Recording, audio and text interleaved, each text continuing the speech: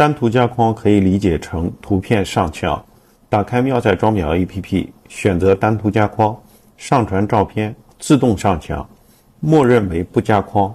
如果需要加框，点击下部画框即可。这里预设了上千种画框以及卷轴，涵盖中外古今，可以满足书法、中西方绘画、摄影等不同需求。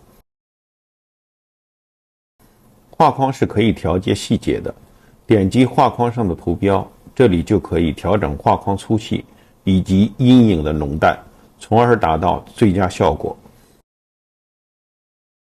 有的画框适合加卡纸，我们这里有卡纸设计，它有各种形状，创造出不同的效果。卡纸可以选择不同的颜色和纹理，也可以选择是否添加衬线。